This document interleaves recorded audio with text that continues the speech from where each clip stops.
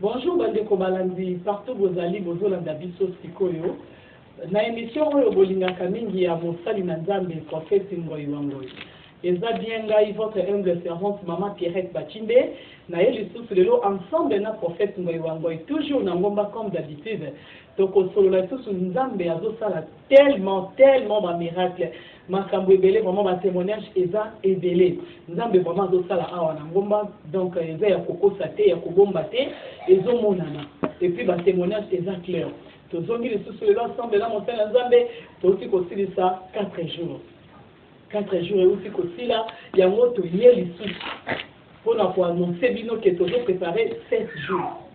7 jours wana ezo banda le 22 il y a mois de mars oyo et kosila le 29. Le 22 wana eza dimanche. Donc bon ngama déjà bon banda komataka déjà na ngomba. Adresse eza moko awa na ngomba ya prophète Ngoyi Wangoi na kimwenza mission. Eza esika ya kobunga te. Donc soki oza partout na ebite na kata ville ki ça soit libanda mboka, soki okomi otuni ozoluka rond-point ngaba. Donc soki okomi na rond-point ngaba otuni kaka place basoka ba bis ezokende na kimwenza mission. Soki omati ba bis wana okomi na terminus ya kimwenza mission, otuni batu nyonso baza wana nazokende na montagne et pas ya prophète Ngoyi Wangoi. Eza musika te wana déjà okomi to soki pe oza na ipene na okomi na ipene ozwi ba biso ezokende kaka rond-point ngaba olobi okokita na Bel Air soko kiti na Bel Air ba taxi eza wana olobi nazokende na kimwenza mission na montagne et pas ya prophète Ngoyi Wangoi. Donc eza vraiment place à kobunga te to pe na zamba ya labor. Donc soki okomi wana juste oza déjà na ngomba ya kimwenza mission. To bengi bino ebele bandeko nyonso boza maladi boza na ba problème vraiment Nzambe azosala awa na kimwenza mission eza ya kokosa te eza pe ya kosamba te nazala mosali na Nzambe to fongole mission na biso. Bonjour l'homme de Dieu. Bonjour madame Nzambe pambola yo madame Pierrette. Merci beaucoup papa ndenge oyambinga lisusu lelo awa na kimwenza mission to filisi 4 jours siko tozo banda 7 jours justement bandeko balandi bazosala biso bangi bayeba na 7 jours oyo thème ezali thème na biso ezali celui qui nous a délivré nous délivrera encore. Oyo Nzambe abundelaka nga akubundela nga lisusu. Oyo Nzambe oyo abikisaka nga akubikisa nga lisusu. Oyo Nzambe atika ngai te akobwakisa ngai te. Celui qui nous a délivré nous délivrera encore. Ezali thème ya délivrance ya munene na mariage. Nzambe oyo apesa yo libala wana akokangola yango lisusu. Nzambe oyo apesa yo mustala akokangola mustala lisusu. Nzambe oyo apesa yo bana akobikisa bana lisusu. Donc eza thème munene tozwi yango na 2 Corinthiens. 2 Corinthiens chapitre 1 verset 8 à 10. Bible lobi boye. Nous ne voulons pas en effet vous laisser ignorer, frères, au sujet de la tribulation qui nous est survenue en Asie, que nous avions été accablés à l'extrême, au-delà de nos forces, de telle sorte que nous désespérions, mais en nous-mêmes, nous avions accepté notre arrêt de mort. Verset 10. C'est lui qui nous a délivrés et nous délivrera encore d'une telle mort. Alléluia. Donc, tozana thème ya koloba Nzambe atika yo te. Nzambe abwaka yo te, asali la kayo. Donc, eza thème munene kaka ndenge tolobi ezobanda dimanche oyo. Dimanche à le 22, eza thème eza basé sur délivrance. Thème eza basé sur délivrance. Donc, ce tolobi 7 jours oyo ba miracle nde ko salama. Donc bandeko bazolanda biso bozana ba problème maladie ba problème ebele délivrance yango. Délivrance ezobanda 7 jours à prière. Yo linga matango mbate 7 jours à prière ezobanda. Ovandi na canapé ozotalanga. Ovandi na bête hôpital, ovandi partout ozotalanga ba problème eleke biso ça ni. 7 jours ezobanda. Awa na ngomba ya témoin de mission. Ensemble la prophète Ngoyi Wangoyi. Papa to tuna na nos questions muke bato bazolanda biso. Eza na bantu mingi baza malade. Baza na ba problème vraiment. Mais tout ce que tu temps bote nga balobi maman merci pour la question on a po batamboli. Ba kepa ba pasteur ya ndenge na ndenge. Bazo kende mes changements ezaki. Situation wana ezaka kabongo ezo persister kaka. Siko yo message nous ebisa bandeko wana bazolanda yo na 7 jours oyo. Nzambe apesa muntu nyonso likabo na ye. Nzambe apesa muntu mususu ayibi ko enseigner, muntu mususu musala na ye ezali ba séminaire, mais ngai Nzambe apesa ngai ba séminaire te. Ezali apele na ngai te. Ngai Nzambe abenga ngai te pour ba séminaire, bato bayaka na ba séminaire, ngai naza théologien te. Donc ngai Nzambe apesa ngai donc il y a depuis il y a 13 ans et 6 mois. Les autres vendent madame Mekuna, tout ça baoui baouti Angola, baza guéri. Donc malade ici la caté les ici tout ça baouti baza kuna tout ça qui t'a calaté na église et au 4 jours tout ça au moins mon sali 13 ans na maladie. 13 ans na maladie lokolo et kauka donc genou appli à genou te. Au moins mon toyer na 4 jours pe baouta qui musika na ozone. Aïe, na mabondeli, to utiliser le côté, to pas collier bilo côté, mais le colo et bandi Congo. Voilà, voilà, mukuli naza kunjama, unangaria mutu muriomba, mutu alikuya mukuli ya kuloka kunjama kipena, baloji banesha ukausha mifupa, leo hii mutu mukulu inaanza kupushe. Donc, musali nyonso azala apele na ye ngai bapele mingi ozomona ndenge tovandi madame ezali bapele ezali basé si muntu aya mona loboko ya Nzambe aya te na pesa ye ba verset 800 aya te na banda kotangisa ye ba Pierre aya te na yebisa ye ndenge ba Pierre azalaki pécheur non eza apele na ngai te ya séminaire nga naza enseignant te. Vraiment, Monsali Nzambe, on le dit bien aux enseignants. Est-ce que vous pouvez se rappeler la vocation tant que vous avez bien à sur le bacana bengio pour na boy. Même si tu as la Bible, tant où à kakuta qui Pierre azolo bandi sinae, alobi Pierre na bengio au bandakolo bande bat. Siko yo tant où yo kutana ki na Nzambe, ezana ki ndenge nini. Nzambe ayebisa ki yo nini pour na ministère na yo. Merci madame. Ngai tango Nzamba bengi ngana nzela ya manono. Na poro muyumba tango na kuyaka na fleuve à l'âge de 13 ans na bungi na zamba tango na bungi na zamba message na yambaka epai ya Nzambe ezalaki d'abord que kobanda lelo ngai na komi papa na yo parce que ngai papa akufa ngai na 2 mois ya kobotana donc na yebi même elongi na yete na kaka famille ba papa nde ezalaka mais ye tango abengi ngai apesi ngai grâce naza na badon oyo ezose manifeste oyo ezali komonana donc don ya liboso ezali don ya miracle oyo ezomona oyo bato bazoya bazomona bikambo Nzambe apesi ngai instruction koma kogere yango parce que kobanda age ya 13 ans wana ti lelo do ekimi te ezali d'abord koyoka Nzambe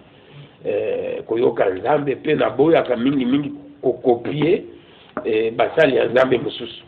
te natikali na ndenge na yamba directive ya nkolo. Ok,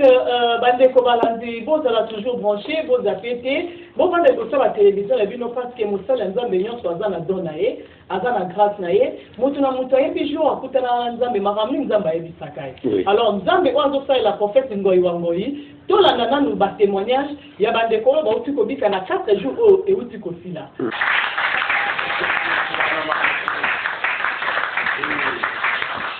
Maka wa papa lutete. Nzambe akumama outaki wapi papa lutete loboko yango oyo na pesi na lomboto outaki wapi papa na uti na kisenso oyebaki prophète ndenge nini? nayebaki prophète na canal Horizon na ndako ntango na yo eza nini mpe ta ntango oyo nzambe asaleli ezalaki nini? nazali awa nakotaki na clinique Bondeko, nazalaki mourant, nazalaki 3 jours na coma, mais nzambe alakisaki nga a partir ya clinique Bondeko te nakoma awa epai ya nzambe ya prophète Ngoi wa Ngoi. Vraiment merci. obandaki kobela nini papa Lutete? eloko eza koderange ngai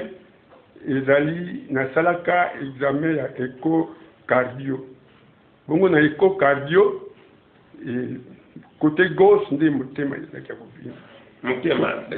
ezali maladi ya cœur? maladi ya cœur, oui. Bongo yango nde eza kosala te makila mazali kotonta makolo, mpe makolo na ngai mazali kovimba pasi ezalaki tala minene. makolo yango papa ozape makolo ezalaki minene makolo minene kasi na ngolo ya nzambe. Vraiment ndenge atindaki ngai naluka nzambe mpe nalukaki nzambe, yango naza awa epai ya nzambe. sikoyo oyoki nini na nzoto? sikoyo nazoyoka nzoto vraiment tala ndenge nazali kotoka. nazali kotoka mpenza nkolo aza kosala betela Yesu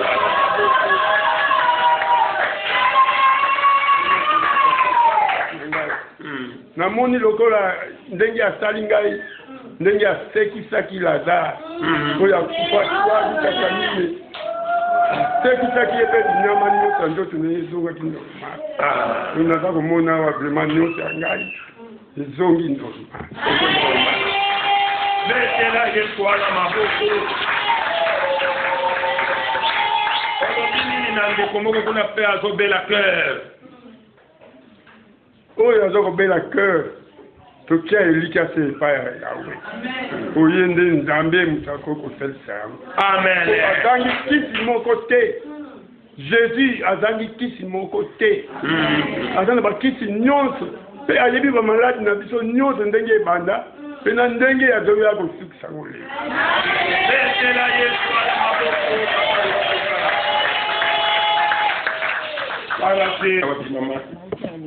Lingwala, ok. Oza munganga, tomonaki osubi na mwana moko tonga. nasalaka mosala ya kobikisa bato kasi nga nasali na maladi oyo babengi tension nasali nango mungongo mama Thérèse. nasali nango mikolo ebele banda 2002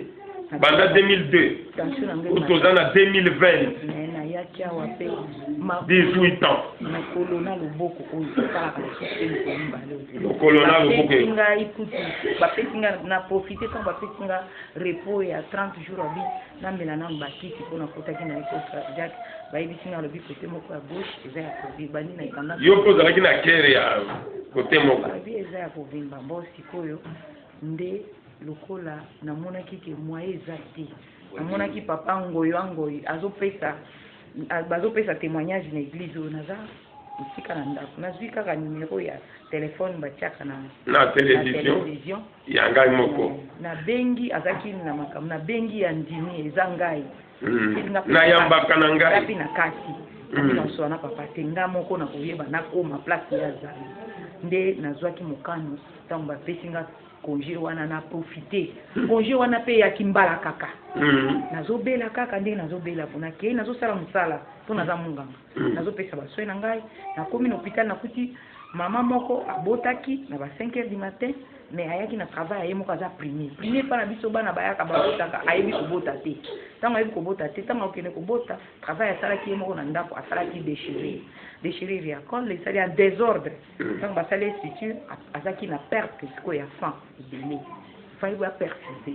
te nga nakoti nakuti ye bazoperfuse ye nga nabi baperfuse yo awa ndenge nini awa na moke nga nakoti na versaire na biso nake kolata lere nazobima nakuti evimbi nga biomona nalobaki baperfusaka awa te koluka calibre 20 calibre mpo operfuse mbala moko makila ekende nokinoki ezalaki transfusion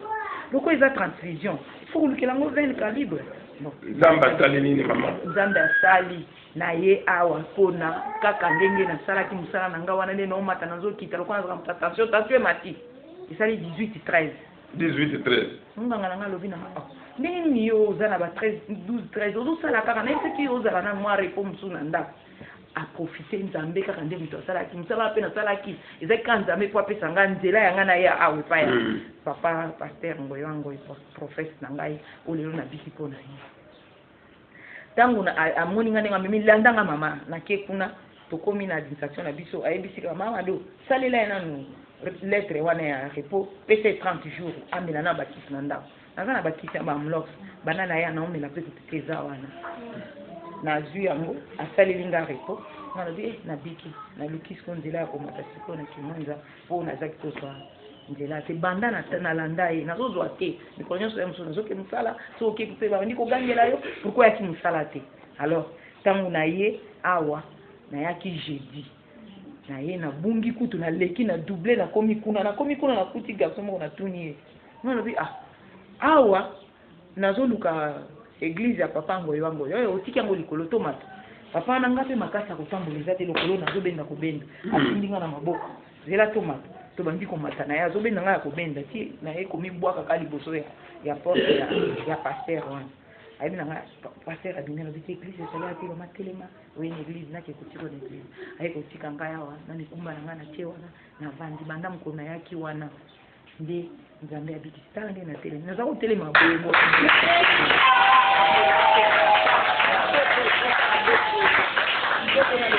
laki deje komi kosala nga pati nazokoka te nazolelaka ngo butu mobima naolala te naokanga misemesi nakomi kolala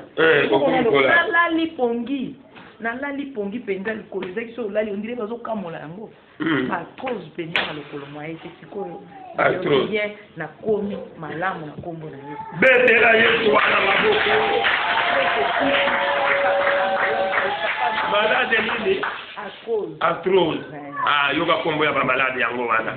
Ok, bandeko balanzi nayebi te bino moko boyoki ba témoignage wana te eza radio te ndenge nga na lobaka bino moko boyoki bato wana ndenge babiki naza sur bandeko oyo bomesana kolanda biso mingi na télévision bozomona ke makambo oyo nazoloba chaque fois eza vrai parce que tozoyaka awa ntango nyonso prophète alimi a lancé retraite moko a lancé période moko ya bajeune de prière bozomona batémoignage ya bandeko bazubikaki mpe bozomona babilongi mosusu eza ya sika donc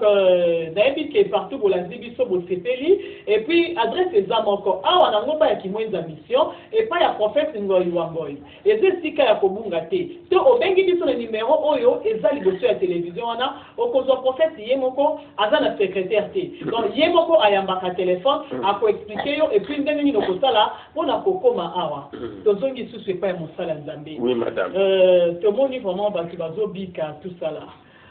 tolingi toyeba ndenge eza na bato mosusu mpe bakoki kozala asali baannée ebele na même situation ezochange te azokende na église tout ça là aumeli vraiment na problème wana mais aye awa abiki et puis kobika yango bazobika awa tozomona ozopesa eloko te mai te eloko te ke esala boye bien sukola bango makolo to ndenge nini tomoni yango te yaka ndenge yeso bandai koloba tali takumbi maintenant ndenge nini vraiment ezosala meloko wana ezolekela yo moko te bon eza musala na ngai nakoli kaka na musala oyo nakoli kaka na musala oyo ti lelo nakomi papa ya bana ebele bana mpe bakoli donc ezali musala d'abord kaka ndenge moto nyonso aza na musala na ye ndenge ozali kuna oza na musala nzambe apesanga oyo eza musala nzambe apesanga nayebaka musala mosusu te depuis age ya 13 ans ti lelo nayebaka meme te ke ndenge nini batekaka mazutu ndenge nini batekaka masango nayebi kaka musala ya nzambe donc ntango tozomona mama d'abord lokola guérison ezosala eloko ya liboso moto adeplace aye na ngomba déplacement d'abord ya kofuta transport eza sacrifice mpe omona muntu mbongo wana ezalaki mbongo ya muntu ali ata eloko ezalaki mbongo ya muntu asomba ata tiamela me afuti transport aye na ngomba ntango aye ntango abiki eloko nga nasepelaka ezali azali desi mpe okobika te ndenge nini mama parce que 7 jours oyo maladie freinage tala nano tozali na makambo ya ndeko mosusu maître naboyi koloba kombo na ye moye moko akotatola kuna na église mama ngai na bandaki kobimisa chaque jour aza maître avocat nazopesa ye 2000 ya transport ozomona 2000 ya transport il y a maintenant 5 jours natala muntu oyo napesaka transport azwi mbongo alléluia aye brusquement na dime ya $650 témoignage tokolanda yango na église kuna donc azwi $6500 otali muntu oyo soki aye yo nde opesaka ye transport azonga mais ozoloba na ye ke nzambe akosala brusquement kaka boye akoti na circuit financière azwi $6500 nazalaki na likambo ya ndako na ngai parce que ezalaki inacheve mbongo soki omoni mabaya ezali na ndako oyo ezali mbongo apesi otali mutu wana koma akomi de 0 à $6500 même yo moko bangi olobi seigneur tikala nzambe ye moko okolanda témoignage ye moko ezolekela ye azalaki na problème na bayere pona kofuta parce que afuta kuna na limite mais atuka boye bayere atuka boye muntu oyo abandaki komona kofuta te muntu wana ye apesi bambongo ebele mbala moko alléluia otali miracle wana parce que mingi bato bamesani kaka ba miracle ya guérison mais oyo ezali miracle financier soki ye il faut bimisaka kaka 2000 opesi ye po afuta mais muntu wana azangaka transport lelo aye kopesa dime ya $650 oyo nasombi mabaya mpo na ndako na ngai donc miracle eza réel na basi omoni mabaya likolo ya ndako awa tomoni miracle eza réel bandeko balandi oza na baproblème financier badossier okotisa réponse eza te na mosala compliqué misusu kutu balongoli bino mosala osali mpe eloko te ozosepose baquestion na osala nde nini mais ofandi na ndako ozolanda ngai yaka awa na ngomba ya kimwenza mission koma na rompenga bazola bisa kimwenza mission yaka tina terminus loba nazokende mpe ya prophète ngoi wangoi te obengi biso kaka na numéro za liboso ya télévision tozongi epe ya mosali na nzambe ntango nzambe abengaki yo apesaki yo don ayebisaki yo oyo bosolaki eyebi kaka bino mibale mais mpo osentir ke makambo nzambe alobi ebandi kosalama premier jour oyo événement esalamaka omoni guérison miracle esalami ebandaka ndenge nini ezalaka wapi epuis ntango omonaki esalaka yo ndenge nini oui ngai nayebaka nano te ke naza na don tokei na uti manon nakomi na kabongo baoyo bayebi kabongo gare kime mwibele naza moloba kati sikoyo koko oyo abota papa na nga donc oyo azali lokola mama parce que nga namonaka ye lokola mama na papa babandaki kosambela na 37e communauté oyo babandaki tobengaka kadeze lelo ezali KDC donc abamemi biso lokola bana toke na église bavandisi ngai kote bana bavandaka révérend à district atei après atelemisi bato nyonso batombola maboko likolo tango totomboli maboko likolo kuna tozalaki bato nyonso bazalaka zinga na ngai bakwei ngai nayebi teke bato bazokweya oyo ezali nguya nzambe apesaki ngai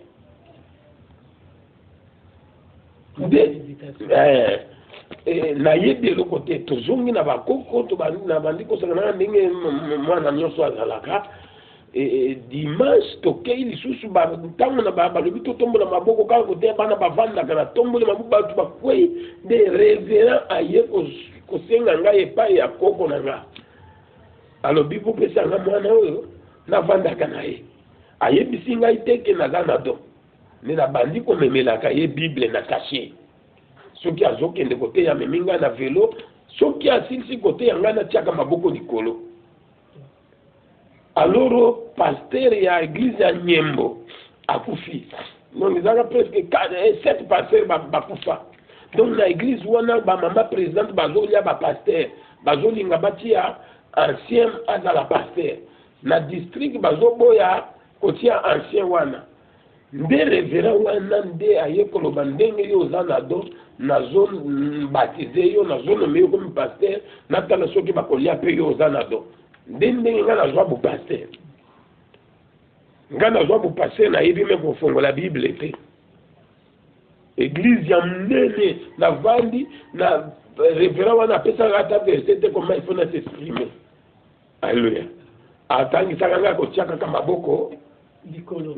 batangisaki yo kaka kotia maboko likolo okute na nzambe nzambe abengi yo sikoyo lelo balobi ke po moto azala vraiment mosala nzambe efo asala théologie mosala nzambe efo asala kaka théologie to nzambe eza koki kobenga ye parce yo osali théologie te mais tala niveau nzambe azoutilize yo théologie madame ezali muntu azoluka mosala ake kotanga kaka ndenge eza na bato bake kotanga po ayeba mosala songolo azala maître azala médecin ake kotanga théologie eza muntu ake kotanga po azwa connaissance alors ezali différent na biso oyo nzambe nde abengi nga apesi nga mission alobi yo sikoyo okosala boye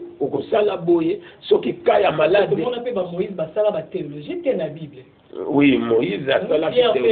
théologie te za ba peka kama bongo kende lo babatu kuto azalaki pécheur atangaki meme na classe te wana ezali problème ya mosala muntu ake kotanga po ayeba wana ezali droit na ye ke théologien mais biloko wana ngai naza théologien te yango wana soki nakutani na théologien akoki kobanda kopesapesa baverset azoloba azoexplike me ngai nakomprenaka yango nasina yamba baapôtre bathéologien ozomona bandi koexplike bamoya kihébreu aexplike yango na lingala moya kihébreu aexplike yango na lingala donc nga nayebi makambo ya kihébreu te donc ezali likambo ya appel ya nzambe lokola batémoignage oyo ya lelo ya batémoignage oyo ngai moko natali mama wana paswa yake natali na ndeko oyo auti Angola asali boye muntu akoma boye nzoto ebiki nasimbi ye te nzambe azali koexiste vraiment nzambe azosala nzambe azali vraiment koexister délivrance eza réel miracle eza réel le temps de miracle n'est pas encore passé soki nzambe asalelaki bato na ntango akala lelo mpe azosala donc eza na basala nzambe mosusu mpe bafukameli bale te donc na kati basala nzambe wana prophète ngoyiwangoi mpe aza na kati nzambe vraiment azosalela ye tozonga na batémoignage et puis on se retrouve okolobalaki portugais to na lingala très bien na monoko na yo ya kuna papa Jean nga komona nga papa Jean na portugais mon nom est Jean Mpaka nini Jean Mpaka ok ngai navandaka awa te nga navandaka na Luanda nayaki awa na ça fait banda na longwa na fait au moins 35 ans banda olongwa Kinshasa 35 ans Kinshasa ça fait au moins 35 ans ce qu'on a yaki ça fait le mardi semaine to banda mardi na kokisa 3 semaines tango na yaki na senga kinzambe keno wana ukinde Kinshasa nzamba la kisangati église nini nako kota tango na komi pe awa na télévision na tala d'information moko motema kininga kino na lukana na canal mususu tana moni ba canal religieux bazo prêcher intéressé ngai bancho komona na mona kimwa ba prophète bibele nazwa ki numéro ya 3 prophète tana zuli wa numéro wana na vandi pe voilà babando préciser ngai na semaine on est sili na landi traitement sili semaine mususu na lali na butu na moni bienté na moni ba menace moko nocturne après na lobi non faut na luka na kende église pour vendre boyo ko sambele zate pe na yebisi nani na mananga na bikeno mai funa kota nani église banana yaki na kota église na zoka bienté so na tena ba numéro na komaki na bengi numéro ya prophète moko na zwaki na ngaba et sonné mais ayambité puisque avant na benga na singa ki nzambe keno nzambe lakisanga nzela malamu na ba numéro na kobenga na bengi numéro à liboso prophète wana sonné ayambi te vers 6h du matin 6h juste sikoyo na jui deuxième numéro tango na bengi mbala moko prophète ayambi tosoli na ye mamoko epesi ngai na courage intéressé ngai ngana yambaka na ngai oyo na koyamba wana eyambeli na ye wana efortifiaki ngai makasi mbala moko na sukoli na ye ntango nakomi ayebisi ngai kita na bel air ayebisi oyo ozovanda wapi nayebisi naza kote ya kote ya zamba kote ya zamba telecom ntango nazwi mutuka abino akita na bel air na kiti nazwi moto nayebisi keno tika ngai pa prophète ngombo abino ayebi te mbamoko na ndenge prophète apesi nani ayebisi ye toye na ye atikinga mpe awa ntango atikinga ye alobi no koteka bo église eza liboso ntango nakoti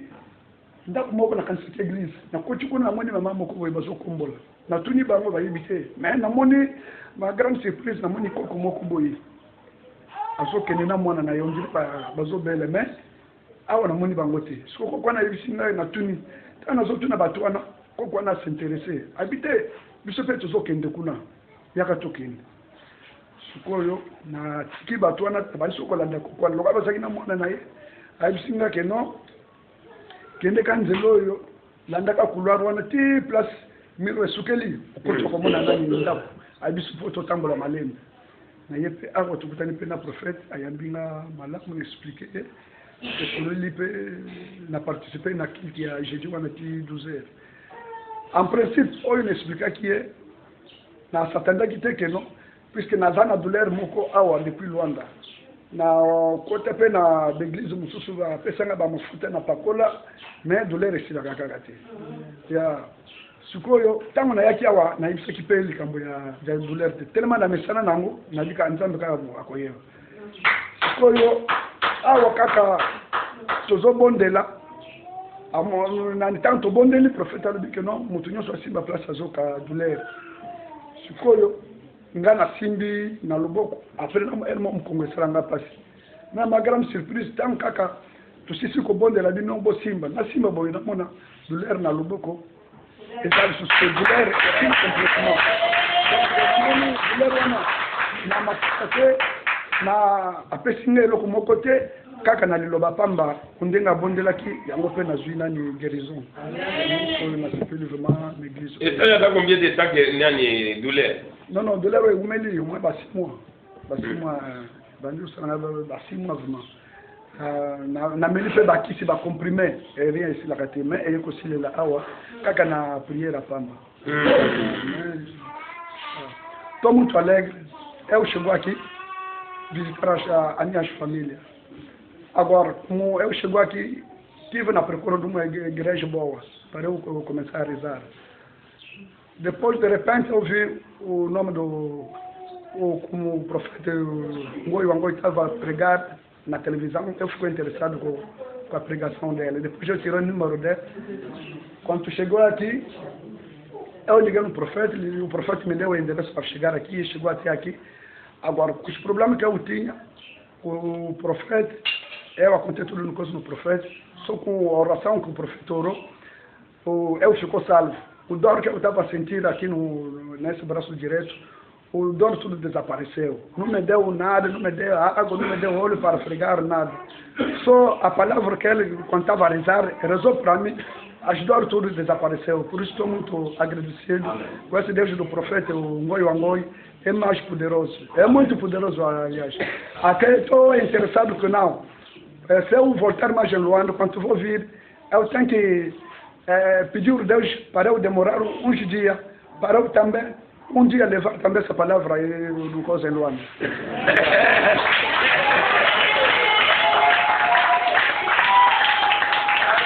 Bandeko balandi bino moko bouti kolanda témoignage wana ndenge bandeko bazo témoigner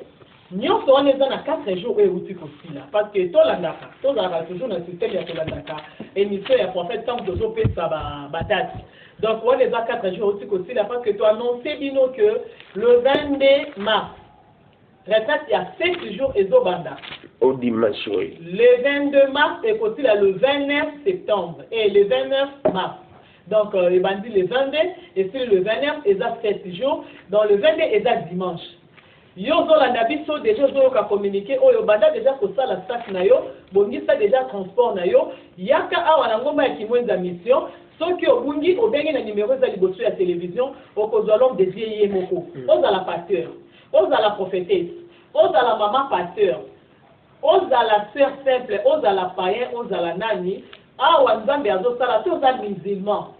ate oza kimbanguiste ate oza nani toyebi te église osambelaka ata dieu de noir soki oza na problème biso so tosambelaka nzambe alola nzambe akabolaka te awa nzambe azosala parce que nga namoni bachef coutumier baye awa babiki babiloko na ye aki chef coutumier aye na bapouvoir na ye mais nzambe aécrase pouvoir wana abiki siko azolela o papa nga na yaki mpona bika siko bapouvoir bakable na nga nyonso eza lisusu na nguya te ngai nasimbaki bakable na yo te napesi mbotema chef coutumier yango donc bisika bozali koloba te ke ta mosusu kuna ezaka mpona bachrétien te tozosambela le dieu d'Abraham, d'Isaac et de Jacob abongwani te azosala kino lelo ensemble la prophète ngoi wangoi tozo continuer bozala toujours branché tozongi susu question epai ya papa yebisa biso bandeko bazolanda yo bazolanda biso partout olobi bien que don na yo ozoki yango ozalaki na âge ya 13 ans eloko komi papa mobimba papa de famille ozana bana yebisa biso eloko nini osalaka to discipline nini omipesa mpo obatela do wana okende te mopanzi ndenge lelo eza na basala nzambe mosusu nzambe abengaki ye mpo na makambo mosusu akoti na loyenge ya bagroupe ya bapaster akomi komemama lelo na bareunion na banini nde abungisi mpe eloko oyo ye azwaki me ndenge nini yo ozobomba eloko na yo wana discipline to secret na yo eza nini secret na ngai d'abord naboyaka kosangisa nzambe na ngai na biyokayoka ya banzambe ya sika ya mikolo oyo natikali kaka na appel bible oyo omoni ezali d'abord référence ya ministère mobile madame awa David alobi nini na 1 Samuel chapitre 17 David dit encore, l'Éternel qui m'a délivré de la griffe du lion et de la patte de l'ours me délivrera aussi de la main des Philistins. Alléluia. Donc il faut que cela kana sango. Parce que solo aboyaki David a kele ko affronter Goliath. Alobi yo okokokate parce que Goliath azali muntu oyo abotami na bitumba aza guerrier. Mais David alobi nzambo ya kango la kanga kaka ndenge tozoloba na madame place ozali papa nzambo oyo abatela kayo ezala ko balobi ba malade ya coronavirus ekoti mais biso Congo eza ya nzambe Congo eza ya nzambe vraiment ngana za sirke nzambe akotika biso te Zambo ya batela kabiso ba ebola eyaki yango wana balongi yango epa baminga kaka ndenge zamba itilizaki baminga nga balonga ebola jida ndenge pe nzamba ko utiliser baminga nga balonga ba maladi wana zambe oyo abatela kayo est-ce qu'on vit comme la cheke zali na ta oyo nzamba visita yo a changer te kaka nzambe wana oyo a visita yo wana il est le même ako visiter yo lisusu ako pesa yo lisusu ako zongisela yo mbongo lisusu l'Éternel qui m'a délivré de la griffe du lion et de la patte de l'ours me délivrera encore. Teme yango wana celui qui nous a délivré nous délivrera encore. Zambo yazo sala bikamo awa ako salela yo bikamo lisusu. Moi je crois na témoignage na yo que 7 jours oyo toujours banda les 22. Les 22 allaient au dimanche. Les 23 lundi. Les 24 mardi. Les 25 mercredi. Les 26 kozala jeudi. Les 27 kozala vendredi. Les 28 kozala samedi. Et les 29 dimanche. Donc, kozanga te zambe oyo abateli yo. Akokangola yo. Zambe oyo apesi yo meme ngonga. Oyamba biso la télévision akokangola yo madame kobosa na pete ke tozali na kotonga église Oui, ok. même ndeko place ozali wana tozoluka nsima mpona kotonga église mais koya na retraite eza koloba teke kaka soki oza na nsima nde oya na retraite non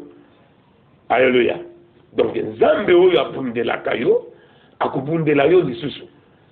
akozongisela yo kimia oyo obungisa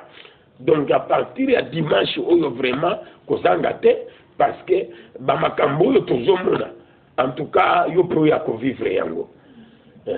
po toza na bandimi mosusu bazali bandimi ya makasi na télévision alandaka ayebi réunion c'est prophète ngoyi wangoyi koya kaka nde ayaka te ce que je vous demande lelo sala sikoyo effort au déplacer oya soki okomela na rond-point ngaba omati mutuka ya kimwenza mission place ezosukela otuni epai ya prophète ngoyi wangoyi ezali wapi meme mwana moke akolakisa yo parce que awa babungaka te oza kote ya ipene okitina arebele na bele ozwi transport ya kimwenza mission otunikaki epai ya prophète ngoyi wangoyi numéro oyo ozomona wana na se ya télévision numéro na ngai 081 503 2293 nazongeli 081 503 2293. Ok, nayebi ke bandeko bozolanda biso bokangi vraiment bien adresse ndenge l'homme de Dieu azoloba ke bazobenga vraiment bandeko nyonso oza partout ozali donc benga na numéro wana oyo mosala nzambe akuti kopesa eza important et puis toza na opération ya kotonga église tonyela nzambe na ngomba po bato mingi bayaka na nzamba bazolala mpe libanda na bamontagne boyebi ata na mangengenge okende bofandi libanda mais biso tozwi grâce tozwi esika na biso et puis tozotonga sikoyo église vraiment tovivre na bacondition nde parce que bato bazoya ebele sale eza mokie nde tolingi vraiment efungwama na condition moko ya bien ke soki mpo ekosambela na ngomba ata bato baza ebele mais yo kozwi esika na yo vraiment olali mpe na kimia donc yo ozolanda biso soki okosunga mosala nzambe ata na saki moko ya nsima nzambe akopambola yo tinda na banimero eza liboso ya télévision wana soki okoka koya awa na ngomba te yo rapelaka nzambe te nzambe nga mpe natongeli yo na ngomba tozokontinue na mosala nzambe tolingaki toloba boye pourquoi awa na ngomba oza na système kaka ya bagene e prière gene e prière oza na système te tomona église mosusu moto te séminaire moko biblique boyeboye eza kaka gene e prière tandis que basali mosusu balobi non yesu esi agena mpe mpo na biso réponse eutaka kaka na ngomba te. Merci madame keso wana na yoka yango makasi yesu agena mpo na biso mais pourquoi ozoprier soki yesu agena mpo na biso mpo na nini ozosambela ifalika koloba yesu asambela déjà mpo na biso pourquoi ozosambela wana ezali seulement échappatoire parce que ntango moto atali natika mbeto natika muse natika télévision na ndako natika komela mai ya malili nakende na zamba yesu amatela biso na ngomba mais mpo na nini ozala koprier parce que totala nano ka ya yesu madame mwasi oyo ya perte du sang ya 12 ans Bible elobi ntango asimbi yesu alobi muntu moko asimbi nga mpe makasi esili nga ntango kaka mwasi wana asimbi yesu alalaka na mboka te yesu amati na ngomba ake kosambela butu mobimba mpo makasi ezongela ye roland ntango mwasi wana kaka asimbaka yesu apres kosimba yesu ye abiki yesu amata ngomba mpo makasi ezonga yango wana ozomona sikoyo ministère oyo ezali ministère ya bathéologien te babiloko wana ezali bathéologien ozomona nde bazali kopasola bible oyo yesu agena mpo na biso yesu amata na ngomba mais mpo na nini yo sikoyo ozosambela bato bible prier sans cesse komata ngomba ezali juste kose retire na makelele kose retire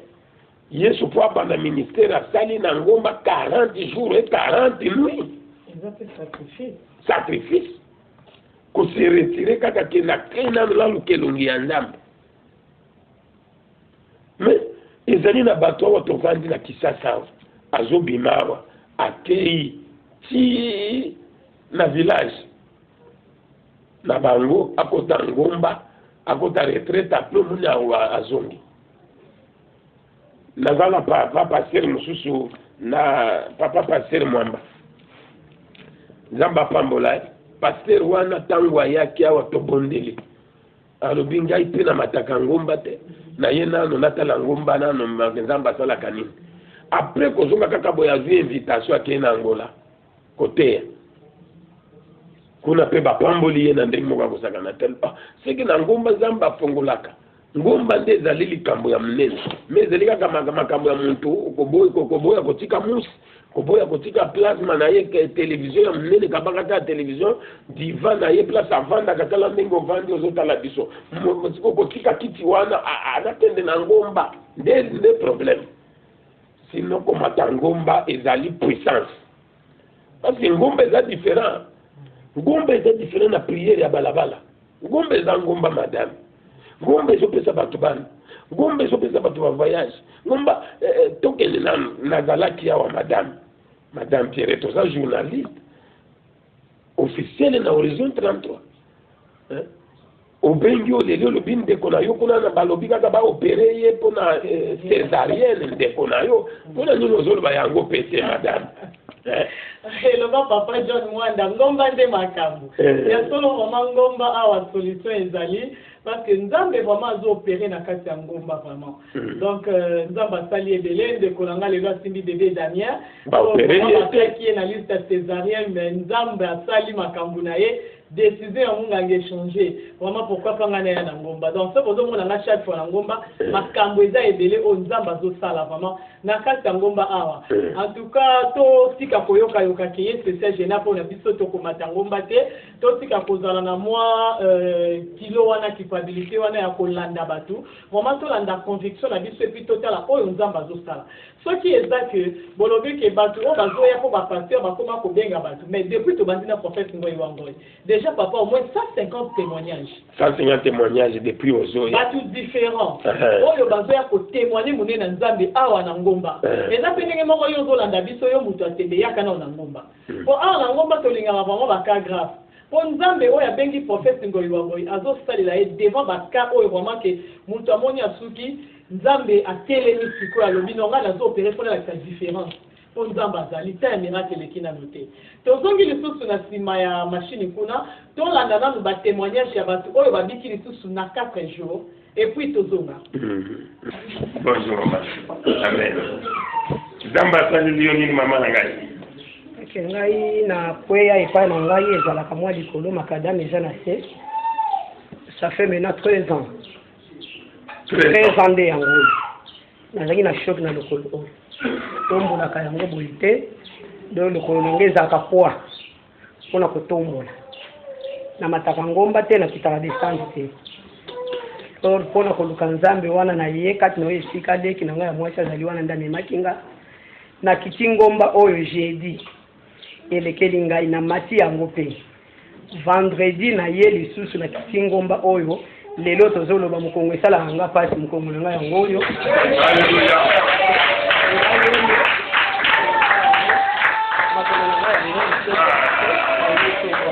yango wana kumisi nzambe wango yango aza nzambe ya guérison miracle kumisi po aza mama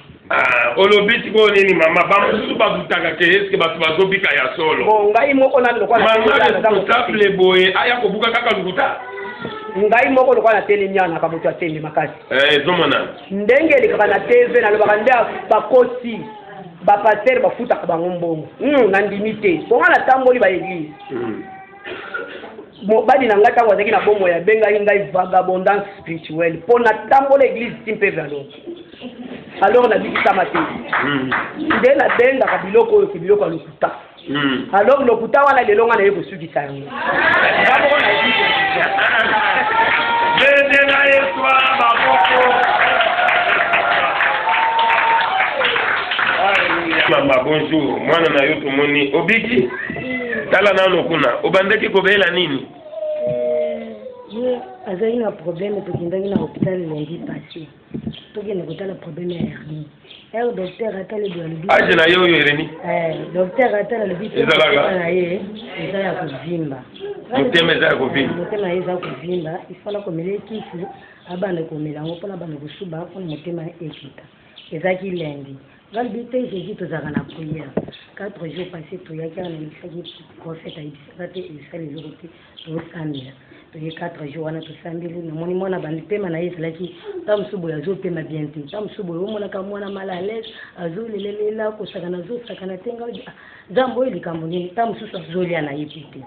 ngana ye te yana a 4 jours ero toye 4 jours tozongi mama biso lobi pasi namoni mwana savo ya nga lobi 4 jours ya mbala oyo ifo tokende mpona nasokisaka motema wana esila mbala moko nde namoni toye 4 jours wana namoni mwana nga azosakana azolia azolelelele lisusu nde na bandokelelaki nde nakomisi monina olobi nini yo moko oyoki malamu pasi ekimi ezalaki wapi na motema ekomi kimia okokima na mbangu kima mbangu ozonga na kiti kuna tobeteli yesu ala maboko ngana zia kokumisa nzambe ya profeti ngo yango ye ngana tangu tubanataka na nini dekode tolandaka bachef ko nga mukomsu na cheka ka horizon 33 nazolandaka ba témoignage nazolanda ba prier nazana ba problème to nazo banzambe na ngai na kosuka wapi na tamboli beglise nde bomoni nga we na salo me nazomona ka solution te ngana yaki na yela kwa eloko mususu nazaka moko soki mikolo nsenga kovanda esika bato baza te soki navandi na ina telema na oka alikuwa babambinga eloko awa mapeka alikuwa namemaka bato na butu naokaka pasi lokolo na ngai omona moko soko livoti lokolo esali kon okomona osali lokolo yoki lokolo ndenge ezokendela kolemba siko jour toyaki awa tozongi nalali nalamuki nayebisi yanga ngai ntango tokomaki kaka kuna nasoli nano pata na profete me na santiri nga makambo na nga kuna elike na nga na motema na nga na foi na ngai mpona bike lokola na kiti kuna na ngomba nzambe akopesa nga solution mpona moni deja makambo mosusu ndenge ezokendela toye awa ti tolalaki awa ata nazolala pongi kutu nakomolala nakomolamuka nazaka soki nalali mpo lamuka nzoto lokola ozomema biloko naoki nzoto na ngai nakia kosukola nzoto na nga nyonso na banda omona makambo namoni yango te epui ngai moko na santiri kingo wana eza lisusu te tala kingo ekomi bien mukongo soki natelemi nazotelema normal nazalaki soko olingi otelema efosala boye osimba boye donc nabi nzambe antuka nakumisi nzambe ya profete ngo yangoyi ngai nayebisaki nzambe wana ndenge nazokende koluka ngai nakozala témoignage mpona kozwa bato mosusu po mutu po obenga bato pozala nano yo moko oza nano otémoigne nayebisaki nakozala témoignage ngai yango naye kokumisa nzambe na oyo nyonso asaleli ngai vraiment nakumisi ye nayebi ke nyonso ya ngai esi ebongi mpe nasi na récupéré yango na nzambe yango naye kokumisa nzambe amen betela yesu wana maboko bandeko balandi merci bisika nyonso bozali nayebi ke bino moko bolandi batémoignage wana bomoni ndenge bandeko wana batémoigne ndenge nzambe asali bango na 4 jours soki nzambe asali bango na 4 jours pourquoi pas selo mpe na 7 jours 7 jours ezobanda kala mingi te en tout cas tozongisi maloba epai ya papa message nini oyo obongiselaki peuple de Dieu lelo partout bazolanda yo. C'est lui qui nous a délivrés, nous délivrera encore. C'est lui qui nous a délivrés, nous délivrera encore. Tozali na 7 jours. 7 jours oyo tolobi oyo nzambe akangolaka akokangola lisusu. Nzambe oyo apambolaka akopambola lisusu. Nzambe oyo toyebeli na bikamo akosalela yo lisusu. Nzambe wana zwa kaka courage ya koloba David bandimaki te okokoka te oza mwana moke niveau na yo ezali niveau te ya oafronte makambo oyo me David ayebaki meme yo place ovandi bamaladi boni eye mpona nini etiyo na serke te badoulere boni olali na yango mpona nini lokola papa na biso oyo mosusu aza kuna auti yango la bafinaka ye mokolo nyonso soki kaka alali po bafinaka ye kingo akolamuka boye na mai na miso papa mokolo un grand responsable me bazofinaka ye mokolo nyonso ntango anyati ngomba yawa tozoloba moto afinaka ye wana asambwe kuna nzambe oyo abikisaka yo nzambe oyo apambolaka yo ata lelo ozoloba nzambe atiki yo me quelque part nzambe oyo abundelaka yo akobundela yo lisusu quelque part nzambe ya kangolaka akokangola yo lisusu esengo oyo ekimaki yo ekozonga lisusu mbongo oyo ekimaki yo ekozonga lisusu misala oyo ekimaki yo ekozonga lisusu bana oyo nzembe ekangama nzambe akopesa yo lisusu bana. Celui qui nous a délivrés nous délivrera encore parce que azanzambe tala lokola lobi na yambi mundimi na biso tango aye papa nzambe asali azalaki na problème ya koconcevoir nzambe asali nasombeli yo nano chemise o chemise na alati ezali ya moto azwi nzembe témoignage o chemise omoni oyo eza ya lobi ndi bayaki yango na sachet asali retard dans sa vie asala nano retard te ata ya lukuta asala te mais na nzambe awa ntango amoni retard alekisi badate oyo bamenasaka kaka banzini asombilanga chemise oyo omoni nalati oyo esalaka bien ntango ozosambela muntu ake amoni loboko ya nzambe kaka ndenge tobengi yo peke yaka pe parce que ntango yokomona loboko ya nzambe eza esengo na biso yo mpe okotika biso te okoabandone biso te parce que muntu abosanaka te bisika amonaki malamu donc nzambe oyo abundelaka yo akosala lisusu rendez-vous ya monene zwa numero na ngai 081 503 2293 oui, pour le bangana mais je soutiens l'œuvre de Dieu.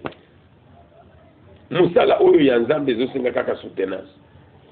Madame au compté depuis to bandaki na yo ba émission ça fait 150 témoignages au bo compté. Bon, na 150 wana soki tozalaki batu ba pesaka facture ya balobiko mbele na za patron. Donc tozo sambela ndenge eza na baeglise mosusu délivrance eza na prix nango sikoyo awa prix eza te oye okofuta eloko te okofuta mpe consultation te droit ya délivrance te oye kosambela na ngomba na mosali ya nzambe aza wana ye mpe azolala na biso nyonso na se nakimaka te na église apesaka raison moko te mpe na suka obiki ya ofele kaka ndenge bible elobiki ozoki ya ofele bopesa mpe ya ofele eloko moko kaka tozosenga po soutenir vraiment mosala nzambe tozotongela nzambe ndako tozotongela nzambe na ngomba awa biso na ngomba soki opesi tosali kaka ndenge tolobaka likambo ya mai bosungi na mai yango wana ezobima ti lelo tokendaka lisusu na source te sikoyo tokomi na etape ya kotongela nzambe ndako vraiment esika ozali numéro yango wana liboso ya télévision ata ozolanda biso na poto ata ozolanda biso na suka ya mokili partout bozali ata ba Orange Money ezali M-Pesa ba Western Union mpe ekoma ba MoneyGram bobenga na numéro eza liboso ya télévision bosoutenir mosala nzambe mpo totongela nzambe ndako vraiment elongo na mosali ya nzambe nayebi te papa akobakisa lisusu nini te ozanga kaka te dimanche le 22 Tobandi retraite à 7 jours, Oyotolobi,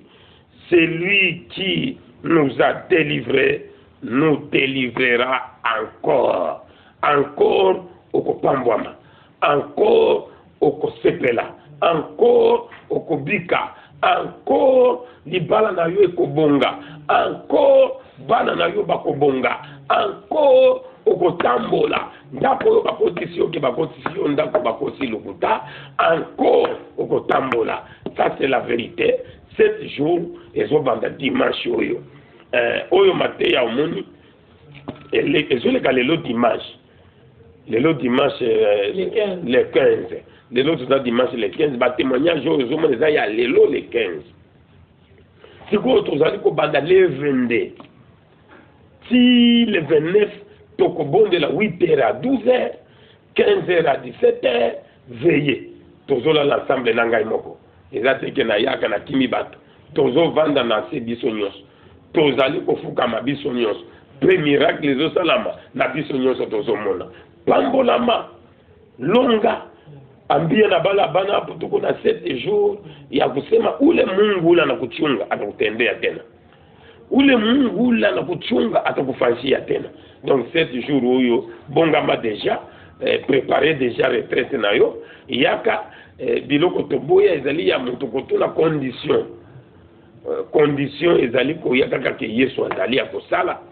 tango nzambe pe sur disposition ya bon cœur ya koloba natika mosala ya nzambe pe pourquoi pas ko soutenir wana ezali tant que lola ezali mapata ezali tant que mabele ezali loi ya semence ekosilaka te nzambe apambola yo nzambe asepelisa bino nayebi ke ndenge ovandi wana opesi nga ngonga na ndako na yo nzambe na nga mpe apambola ndako na yo yaka tokutana na kimonza mission. Merci beaucoup. Bisika nyonso bofandaki liboso ya télévision mpona kolanda émission oyo ensemble na prophète Ngoi Wangoi nayebi ke bosepeli mpe bonote adresse ya église mpe numéro ya téléphone ya mosali na nzambe vraiment ndeko na ngai place nyonso ezwami tobengi bino na retraite ya 7 jours na montagne ya ngomba mission olinga kosambela na ngomba okende yo moko peut-être okolemba yaka tosambela awa eza place ya kobunga te toza juste na zamba la borde awa oye kaka na kimweza mission lobi na zone kefa ya prophète Ngoi Wangoi na ngomba en tout cas kozala vraiment décité en tout cas toyambi bino na kombo na Yesu Masia nde tokutani mbala nsima. Merci beaucoup.